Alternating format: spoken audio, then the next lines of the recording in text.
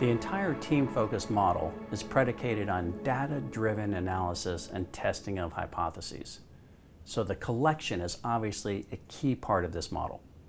In this segment, I'll introduce a few templates and then take you back to the Better World Books case study and share with you our journey of data collection. One of the first templates is related to interview guides and also interview notes.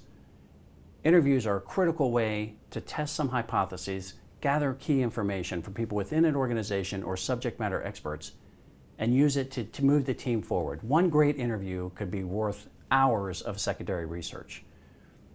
So it's important to document carefully both ahead of the interview, during the interview, and after the interview.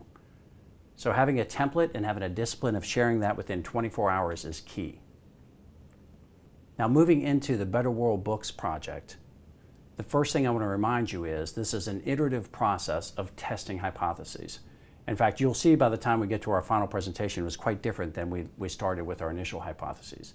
It became much more of a supply chain analysis rather than simple cash testing and personnel hiring. But you have to keep moving with hypotheses and changing them over the course of a project as you gather data that either supports or disproves a hypothesis. Never get too attached to a hypothesis, be willing to change it.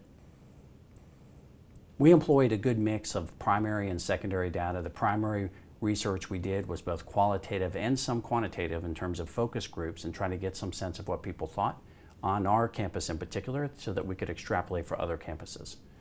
We also did survey information, and that's a common way to do projects, to gather new information related to your testing of a hypothesis to supplement what's been made before. Secondary data is a great way to start. In fact, even though this appears to be in the middle, there's data collection that takes place all the way through a project. So you would have gathered a bunch of information, especially secondary data, prior to the start of a project in what we call phase 0, or during the project in terms of framing and organizing. So make sure you're very careful about both inside company information and outside the company information, because it can really help your team with great supplemental data. In terms of the interview guidelines, treating it as critical data support is key. You should prepare carefully and ask yourself, whom do we need to interview? Set these up well in advance, give the people a sense of what you're asking them and why they're being interviewed. When you conduct the interview, make a personal connection with the individual. You should organize around big buckets. Don't go too deep in one area. You should listen carefully, paraphrase back, take good notes, especially of anything like a good quote that might be an illustrative comment that you can use in your final presentation. Afterwards, you thank the interviewee for the time. You also let them know next steps, and then you document and share all of your information with your team within 24 hours. The level of electronic databases can be overwhelming. Here's a list of some of the most commonly used electronic resources, some of the ones we use mostly at UNC Kenan-Flagler when we work on projects.